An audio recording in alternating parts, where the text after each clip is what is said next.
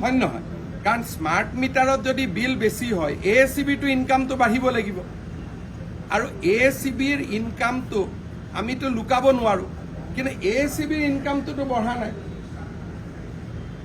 Smart মিটাৰে যদি বিল বেছি দিয়ে বিলৰ টকাটো ক'ত যাব? ৰাজকোষত আহিব লাগিব। কালি বিধানসভাত প্ৰশ্ন কৰিলেই হ'ল যে ৰাজকোষত টকা বেছি আহিছে নেকি? ইয়াৰটোতো জানাৰ বহুত উপায় আছে। আৰু লগতে মই কৈছোঁ কি যে আমাৰ জুন, জুলাই, আগষ্ট, ছেপ্টেম্বৰ মানুহৰ ঘৰত ইলেক্ট্ৰিচিটিৰ বিল বেছি আহে। এই ইছ্যুটো আকৌ অক্টোবৰৰ পৰা নোহোৱা হৈ যাব আৰু 1 এপ্ৰিলততো আমি ইলেক্ট্ৰিচিটিৰ দামো 1 টকা কমাই দিম। ভাৰতৰ কোনো ৰাজ্যৰ দাম নকমায়, অসমে প্ৰথম কমাব। গতিকে তথাপিতো মই স্মাৰ্ট মিটাৰলৈ যুক্তি তৰ্কত নাযাওঁ। অহাকালিৰ ভিতৰত আপোনালোকে মোক জনাই দিব, মোৰ অফিচৰ পৰা আপোনালোকলৈকে ফোন কৰিব যে যোনজন সাংবাদিকে বিচাৰে যে ঘৰত এটা স্মাৰ্ট মিটাৰ, মেনুৱেল মিটাৰ, আমি দুটা লগাম আৰু আপোনালোকে পৰীক্ষা কৰি ল'ব। স্যাৰ, যিহেতু খিলঞ্জীয়াৰ ওপৰত আজি দুখন আইন আনিব, গৰিয়া মৰিয়া দেখি জ্বলাৰ যি জৰীপ, সেই সন্দৰ্ভত তেওঁলোকে জৰীপ চলি আছে, খিলঞ্জীয়া জৰীপ আৰম্ভ হৈছে। গুৱাহাটী বানপানীক লৈ এখন হাইকোৰ্টত শপতনামা দিছে। মেঘালয়ৰ পানীটো কেনেকৈ আমি ডাইভাৰ্ট কৰিব পাৰোঁ শিলখাকু আৰু দীপৰ বিললৈ, সেইকাৰণে নেদাৰলেণ্ডৰ এটা বিশেষজ্ঞ কমিটিক ইয়াত কাম দিয়া হৈছে। লগত IIT ৰুৰকি আৰু IIT গুৱাহাটীকো আমি এই কামটো দিম। 3 বছৰৰ ভিতৰত এটা আমি পৰিকল্পনা কৰিম। মেঘালয়ৰ মুখ্যমন্ত্ৰী কনৰাড চাংমাই যিটো যোৰাবাটৰ পৰা পানী আহিছে সেই বিষয়টো তেখেতে অত্যন্ত গুৰুত্ব দি মেঘালয় আৰু অসম চৰকাৰৰ মাজত যৌথ কমিটি এখন কৰাৰো প্ৰস্তাৱ দিছে। গতিকে মেঘালয়ৰ মুখ্যমন্ত্ৰী ডাঙৰীয়াই মোক নিজে ফোন কৰিছে যে যদি যোৰাবাটৰ কাৰণে গুৱাহাটীত পানী হৈছে ময়ো চিন্তনীয়, গতিকে আমি দুইখন চৰকাৰে মিলি একেলগে এটা এক্সপাৰ্ট কমিটি কৰিব পাৰোঁ নেকি। তেতিয়া আমি কৈছোঁ যে ঠিক আছে, আমিও 2জন ইঞ্জিনিয়াৰ দিম, আপুনিও 2জন ইঞ্জিনিয়াৰ দিয়ক বা পলিটিকেল লেভেলত। গতিকে মেঘালয় আৰু অসম চৰকাৰৰ মাজতো যোৰাবাটৰ পৰা পানী যাতে নামি নাহে তাৰ কাৰণে পলিটিকেলিও আমি কিছু আগবাঢ়িছোঁ আৰু তেখেতেও ডিনাই কৰা নাই। তেওঁ কৈছে যে দাদা এইটো হ'ব পাৰে নহ'ব পাৰে, আমি পৰীক্ষা কৰোঁ আৰু এটা এক্সপাৰ্ট কমিটি কৰক, তাত মেঘালয় চৰকাৰো থাকক, অসম চৰকাৰো থাকক। গতিকে আমি যোৱা এমাহত যিখিনি ইছ্যু কৰিলোঁ তাৰ কাৰণে আজি আমাৰ লাভ হৈছে যে মেঘালয় চৰকাৰো এতিয়া আগবাঢ়ি আহিছে সমস্যাটো সমাধানৰ কাৰণে। যদিও অসমৰ বহুত পলিটিকেল লিডাৰে USTMক বচাব লাগি গ'ল, মেঘালয় চৰকাৰেতো USTMক বচোৱা নাই। মেঘালয় চৰকাৰে মোক কৈছে যে 2টা এক্সপাৰ্ট কমিটি আমি কৰি লওঁ, আপোনালোকৰ মানুহ আমাৰ মানুহ, জইণ্ট এক্সপাৰ্ট কমিটি কৰোঁ। অসমৰ মানুহে USTMক বচাব ইমান লাগি গ'ল, কিন্তু মেঘালয় চৰকাৰেতো বচাব লাগি যোৱা নাই। এতিয়া আমি আৰু এটা আলোচনা কৰি আছোঁ যে USTMত পাছ কৰা ল'ৰা ছোৱালীয়ে যাতে অসমৰ চাকৰি পৰীক্ষাত চাকৰি এডভাৰটাইজত যোগদান কৰিব নোৱাৰে, কাৰণ বেলেগ ষ্টেটৰ চাৰ্টিফিকেট। গতিকে আমাৰ গুৱাহাটী, ডিব্ৰুগড় ইউনিভাৰ্চিটিৰ ল'ৰাবিলাকে তাৰ কাৰণে চাফাৰ কৰি আছে। সেইকাৰণে তাকো মই লিগেল ডিপাৰ্টমেণ্টক এক্সাম ল'ব দিছোঁ যে USTMত পাছ কৰা ল'ৰা ছোৱালীয়ে অসমত যদি চাকৰি বিচাৰে, অসমত মেডিকেল বিচাৰে, ইয়াত আৰু এটা পৰীক্ষা দিব লাগিব। গোটেই মানে অকল USTM বুলি নহয়, পশ্চিমবংগ, কৰ্ণাটক, মহাৰাষ্ট্ৰ চব বাহিৰা ইউনিভাৰ্চিটি, কিন্তু USTMৰ ওপৰত মোৰ খংটো অলপ বেছি, কাৰণ তেওঁলোকে পানী পেলাই আছে আমালৈকে। এখন মেডিকেল কলেজ বনাই আছে, এটাও পেচেণ্ট নাই, তাত এখন মেডিকেল কলেজ খুলিব। পেচেণ্ট থাকা বুলি নেশ্যনেল মেডিকেল কাউন্সিলৰ যোনদিন ইনস্পেকশ্যন আহিছে সিদিনাখন জোৰ কৰি পেচেণ্ট ভৰাই লৈছে, এতিয়া পেচেণ্ট নাই। আৰু তাতে মেডিকেল কলেজখন খোলাৰ দিনাখনে গুৱাহাটী মেডিকেল কলেজখন ধ্বংসৰ কামত লাগি যাব। সেইটো কেৱল মেডিকেল ক্ষেত্ৰত হ'বনে সকলো ক্ষেত্ৰতে? সকলো ক্ষেত্ৰত। MA অসমীয়া ল'ৰা পঢ়িব নালাগে নহয় তাতে, আমাৰ ইয়াতো পৰ্যাপ্ত চিট আছে, তাতে কিয় পঢ়িব লাগে? তাতে পইচা দি পঢ়িব, ইয়াত বিনা পইচাত পঢ়িব। লাগিলে গুৱাহাটী ইউনিভাৰ্চিটিত মই চিট অলপ বঢ়াই দিম। গতিকে মানে USTMে আমাক যিটো চেলেঞ্জ দিছে এইটো মনত ৰাখক যে হিমন্ত বিশ্ব শৰ্মাক চেলেঞ্জ দিছে, অসমৰ ৰাইজক চেলেঞ্জ দিছে, অসমৰ ৰাইজে নিৰ্বাচিত কৰা মুখ্যমন্ত্ৰী এজনক চেলেঞ্জ দিছে।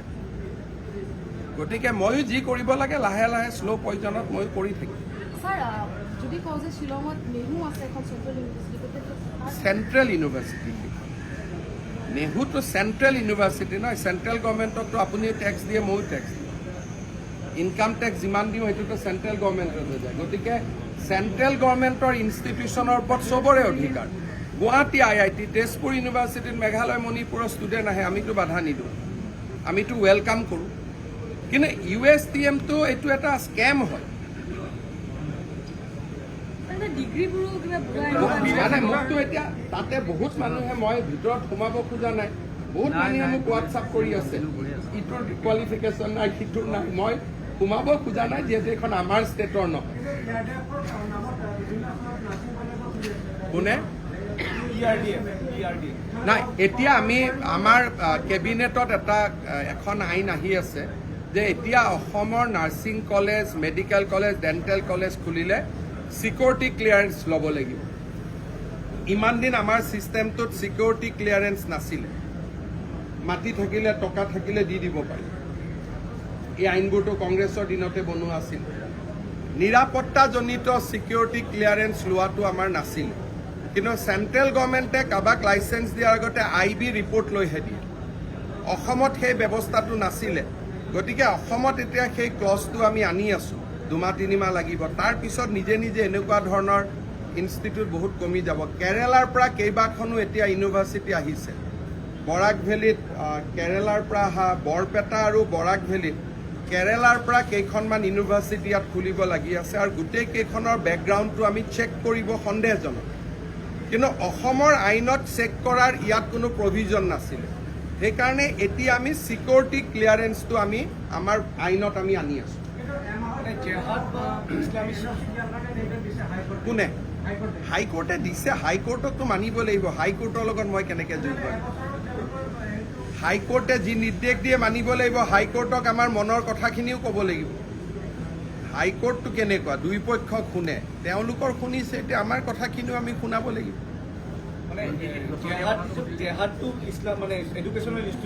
মানে কেৰেলাৰ পৰা 2-3খন ইউনিভাৰ্চিটি আহিছে। অসমত ইউনিভাৰ্চিটি পাতিব খুজিছে বৰপেটা আৰু বৰাক উপত্যকা। আৰু 2খন ইউনিভাৰ্চিটি হ'ব নালাগে বুলি মোক SBয়ে ৰিপৰ্ট দি আছে। কিন্তু আমাৰ আইনত ব্যৱস্থাই নাই যে SB ৰিপৰ্ট নোহোৱাকৈ আমি লাইচেঞ্চ দিব নালাগে, ছিকিউৰিটি ক্লিয়াৰেন্স ল'ব লাগে। সেই ব্যৱস্থাটো নোহোৱাৰ কাৰণে অসমত যোনে আহে সিয়ে ইনষ্টিটিউট কৰিব পাৰে।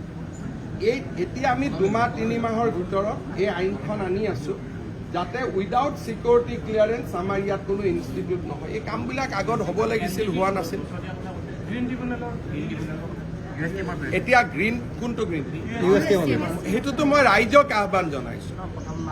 চৰকাৰেতো যাব নোৱাৰে। আপুনি মোৰ ষ্টেটমেণ্ট চাব, ফেচবুক লাইভতো চাব। মই কৈছোঁ যে NGO বা আপোনালোকৰ যিকোনো এজন ব্যক্তি গ্ৰীণ ট্ৰিবিউনেলত গ'লে ভাল হয়। কাৰণ মই চালোঁ যে ষ্টেটৰ এগেইনষ্টত ষ্টেট গ্ৰীণ ট্ৰিবিউনেলত যাব নোৱাৰে। কিন্তু NGO যাব পাৰে। অসমৰ NGO যাব লাগে, যিখিনি বানপানীৰ ওপৰত কৈ আছে।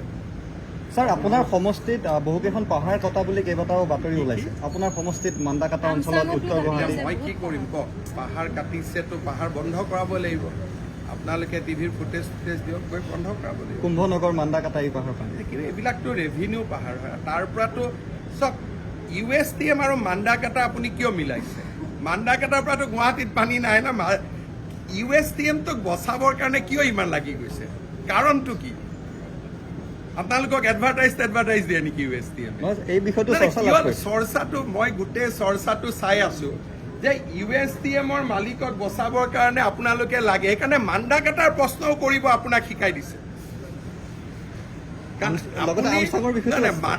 মান্দাকাটাৰ বিষয়টোৰ লগত গুৱাহাটীৰ বানপানীৰ কি ইছ্যু আছে? মান্দাকাটাৰ পৰা গুৱাহাটীত পানী আহিলেতো ব্ৰহ্মপুত্ৰ পাৰ হৈ আহিব লাগিব।